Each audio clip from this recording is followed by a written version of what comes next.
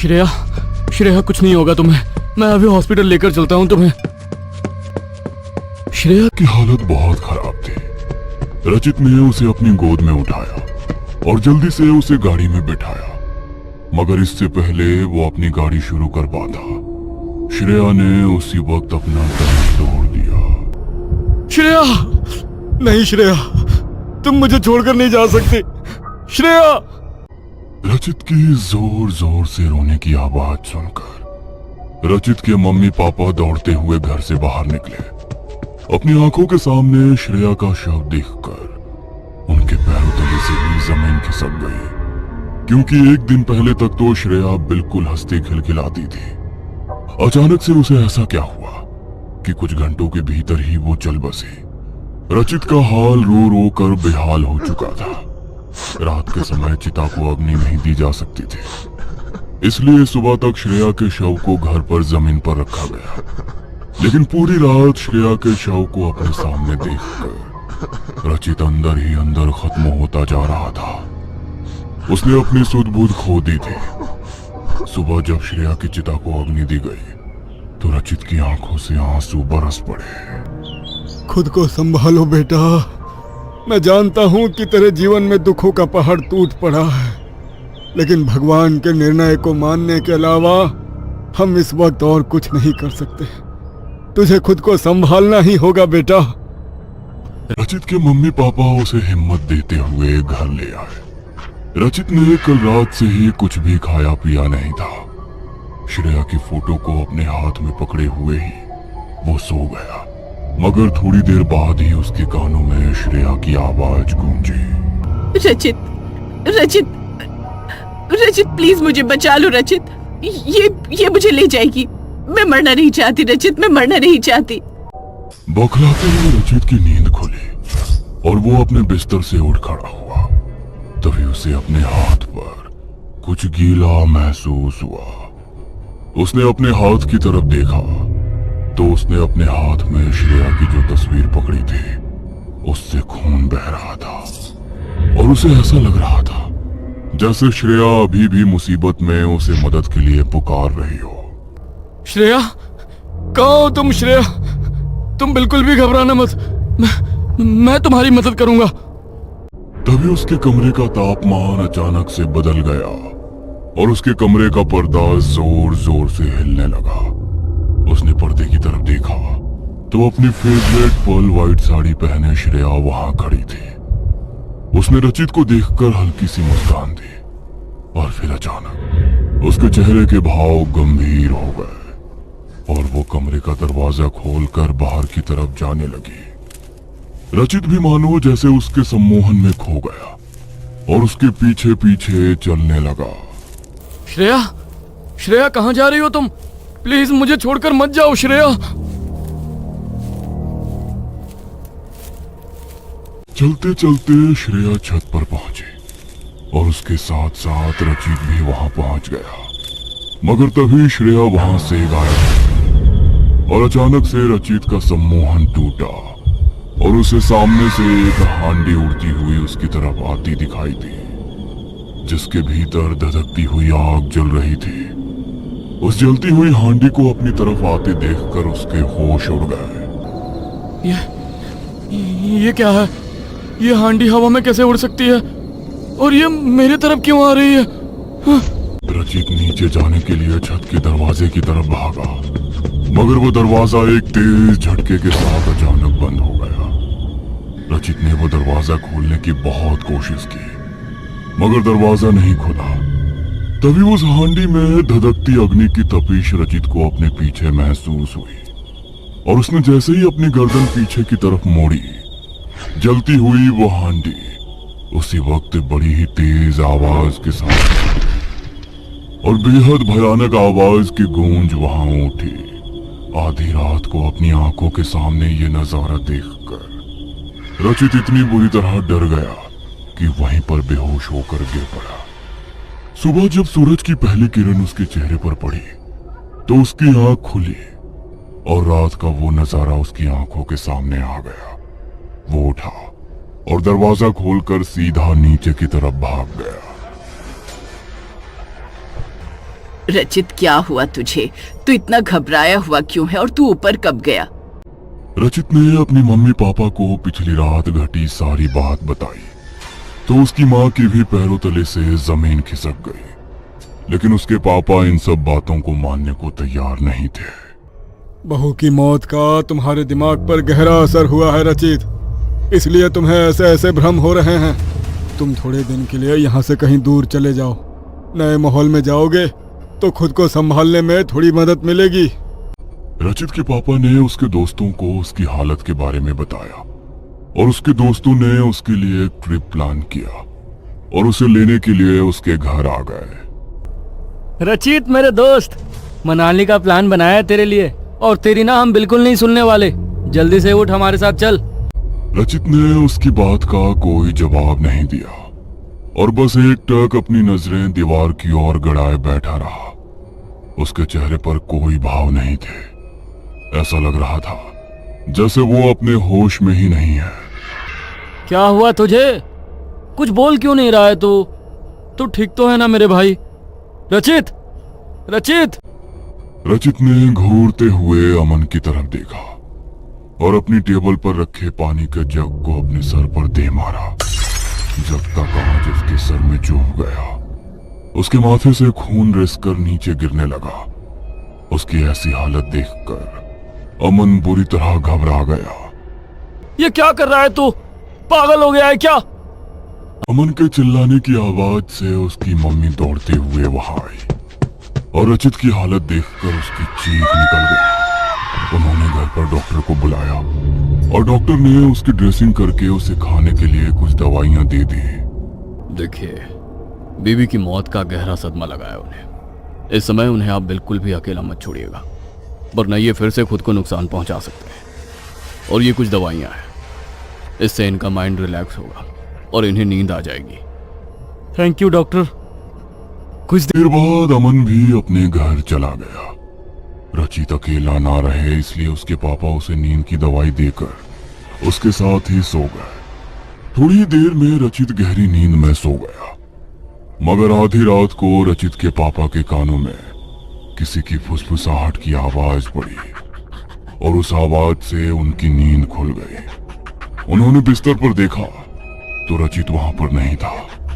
तभी वो अपने बिस्तर से उठे तो रचित आईने के सामने बैठकर दबी हुई हंसी हंसते हुए खुद को देखकर कुछ फुसफुसा रहा था। रचित, बेटा रचित, ये क्या कर रहा है तू? मुझे डर लग रहा है बेटा। वापस आ जा, अपने बिस्तर पर आकर सो जा बेटा।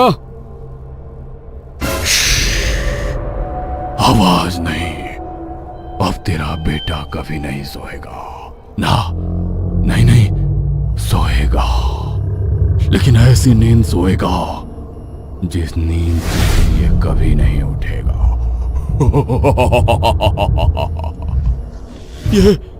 ये क्या बोल रहा है तू? दिमाग खराब हो गया है क्या तेरा? मोहित रचित के पास गया, लेकिन उसी वक्त रचित ने अपना सर सामने आईने में दे मारा और उसके सर पर अनगिनत कांच के टुकड़े चुभ गए। मोहन बुरी तरह डर चुका था। उसने जल्दी से विमला को उठाया और वो दोनों उसे अस्पताल लेकर गए। डॉक्टर ने उसके सर से कांच के टुकड़े निकाले और टांकों से उसकी खाल को वापस जोड़ा गया। देखिए, हम जितना सोच रहे थे ये केस तो उससे कहीं ज्यादा बिगड़ चुका है। आपके बेटे को एक अच्छे मनोविज्ञान की जरूरत है, वरना वो खुद को नुकसान पहुंचाकर खुद को खत्म कर लेगा।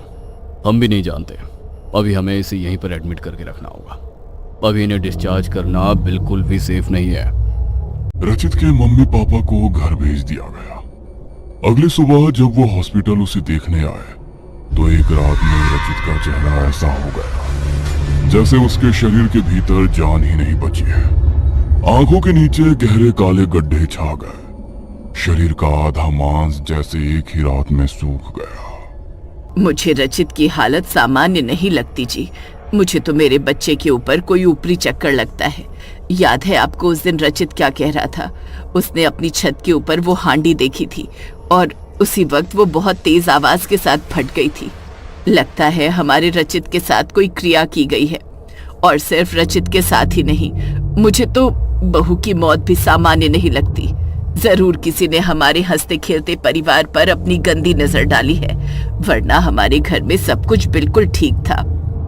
विमला की ये बातें उस रूम में रचित की ड्रेसिंग कर रही नर्स भी सुन रही थी। तभी वो उनके पास आई। पता नहीं मुझे आपके निजी मामले में दखल देना चाहिए या नहीं, लेकिन आपके बेटे की हालत सामान्य नहीं है। मैं 10 साल से इस हॉस्पिटल में जॉब कर रही हूँ। बीमार से बीमार गंभीर बीमारियों वाले पेशेंट्स का इलाज होते देखा है मैंने। यहाँ पर कई लोग चाहे कितना भी बीमार हो, किसी पेशेंट की हालत एक रात में ऐसी नहीं हो सकती। ये केस डॉक्टर के हाथों में नहीं है। आप किसी ओझा या तांत्रिक से अपने बेटे के बारे में बात कीजिए, अब शायद वही आपकी इसमें कुछ मदद कर सकते हैं। जब नर्स ने भी उन्हें ये बात कही तो रचित के पापा का भी दिमाग घूम गया। वो विमला को लेकर अपने एक पुराने दोस्त के घर गए, जिसकी पत्नी माँ कालिका की सेविका थी और ऐसी मुश्किल में फंसे लोगों की मदद करती थी। अब तो आप ही हमारी मदद कर सकती हैं। पहले हमारी बहू मारी गई और जब से उसकी मौत हुई है तब से ही मेरे बेटे के साथ ये सब हादसे हो रहे हैं। अपने बेटे की फोटो दिखाइए मुझे। माता रानी के चरणों में उसकी तस्वीर को रखकर पता लगाने की कोशिश करती हूँ मैं। मोहन ने अपने फोन में उन्हें रचित की तस्वीर निकाल कर दी और माया ने उसे माता रानी के चरणों में रखकर माँ के सामने सर झुकाते हुए अपनी आंखों को बंद करके कुछ मंत्रों का उच्चारण करना शुरू किया। लगभग 15 मिनट तक ध्यान लगाने के बाद उन्होंने अपनी आंखें खोली। उनका पूरा चेहरा पसीने से भीग चुका था। उन्हें देखकर ऐसा लग रहा था जैसे उन्हें रचित से जुड़ी बहुत भयानक बात पता चली हो। क्या हुआ? आपके भाव मुझे कुछ ठीक नहीं लग रहे। सच सच बताइए, क्या बात है? मेरा बेटा ठीक तो हो जाएगा ना? बोलिए ना, आखिर ऐसा क्या हुआ है मेरे बच्चे को? मारण क्रिया। किसी ने मारण क्रिया की है तुम्हारे बेटे पर। किसी बहुत ही सिद्ध तांत्रिक का किया काम है ये। मैं अगर इसकी काट करना भी चाहूं तो उस तांत्रिक की सिद्धियों की शक्ति मुझे उस क्रिया को काटने नहीं देगी, और अगर उस क्रिया की काट में जरा सी भी ऊंच नीच हो गई तो हम सब की जान भी खतरे में पड़ जाएगी। तो क्या निवारण है फिर इसका? हम आपके पास बहुत आस लेकर आए थे। क्या आप हमारे बच्चे को बचाने में हमारी कोई मदद नहीं कर सकती? देखिए, मैं मारण क्रिया को काट तो नहीं पाऊंगी, लेकिन माता रानी के आशीर्वाद से उस इंसान का पता लगाने की कोशिश जरूर कर सकती हूँ जिसने आपके बेटे के साथ ऐसा किया है, क्योंकि उस तांत्रिक के अलावा पूरी दुनिया में आपके बेटे के ऊपर की गई मारण क्रिया की काट कोई और नहीं कर सकता। माया ने माता रानी के चरणों में सिंदूर अर्पण किया और अपनी आंखें बंद करके वो मंत्रों का जाप करती रही। उस तांत्रिक के बारे में पता लगाना इतना आसान नहीं था। पूरे 2.5 घंटे तक ध्यान में मंत्र पढ़ने के बाद माया ने अपनी आंखें खोली और एक कागज पर कुछ लिखने लगी। उसने माता रानी के सामने हाथ जोड़े और वो कागज विमला के हाथ में थमा दिया। माता रानी की कृपा थी जो उस तांत्रिक का पता चल गया मुझे, वरना उसने हर चीज पर बंधन लगाया हुआ था। इसके पास जाकर आप इससे विनती करो, शायद ये उस क्रिया को वापस ले ले। वो दोनों माया के बहुत आभारी थे, क्योंकि माया ने उनकी बहुत बड़ी मदद की थी। उन्होंने कागज पर लिखे पते के लिए कैब बुक की और वहां से निकले। वहां पहुंचते पहुंचते उन्हें रात हो चली थी। सामने ही उस घर का दरवाजा था। उन्होंने जाकर वो दरवाजा खटखटाया। 2-3 बार दरवाजा खटखटाने के बाद एक लंबी काली दाढ़ी वाले आदमी ने दरवाजा खोला। उसने एक काली धोती पहनी थी और शरीर पर एक काला कपड़ा लपेटा हुआ था। माथे पर बड़ा सा तिलक लगा है। वो सचमुच बहुत सिद्ध तांत्रिक प्रतीक हो रहा था। मगर इससे पहले कि वो दोनों उसे कुछ भी कहते, वो सामने से बोला, अगर अपने लड़के की जिंदगी की भीख मांगने आए हो यहाँ पर तो कोई मदद नहीं मिलेगी तुम्हें। उसके साथ वही हो रहा है जो होना चाहिए था, और अभी तो उसके शरीर का मांस बस सूखना शुरू हुआ है। धीरे धीरे वो हड्डियों का ढांचा बन जाएगा, ना कुछ खा पाएगा ना रातों को सो पाएगा। दवाइयां उस पर असर करना बंद कर देंगी। इतनी पीड़ा मिलेगी उसे कि चीख चीख कर रोते हुए खुद अपनी मौत मांगेगा वो। नहीं पापा, ऐसा मत कहिए। आप क्यों मेरे बेटे के साथ ये सब कर रहे? आखिर क्या बिगाड़ा है उसने आपका? मेरा नहीं, लेकिन किसी का बहुत कुछ बिगाड़ा है उसने, और तेरे बेटे का मारण क्रिया करके उस आदमी की मदद की है बस मैंने।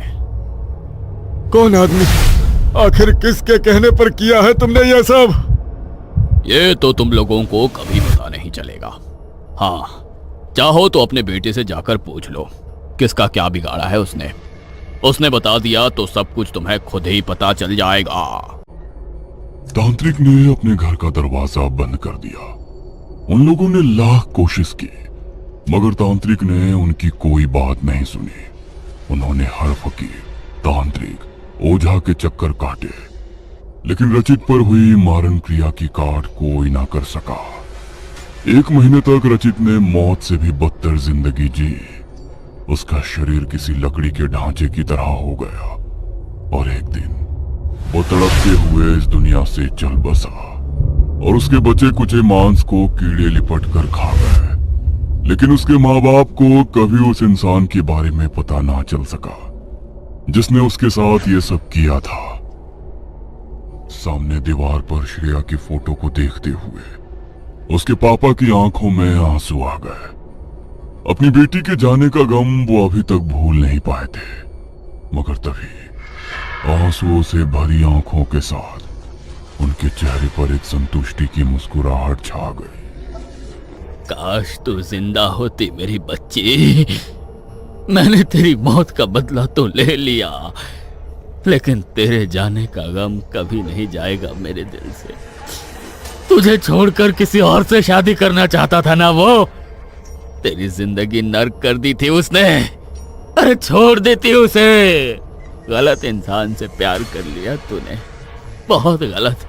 काश तूने मुझे उस रात वो आखिरी मैसेज करने से पहले सब कुछ बता दिया होता, तो मैं कभी तुझे ऐसे कदम नहीं उठाने देता मेरी बच्ची। खुद के साथ अन्याय किया तूने, लेकिन उस जल्लाद को मैंने खत्म कर डाला। अब तुझे मुक्ति मिल जाएगी मेरी बच्ची, अब तुझे मुक्ति मिल जाएगी।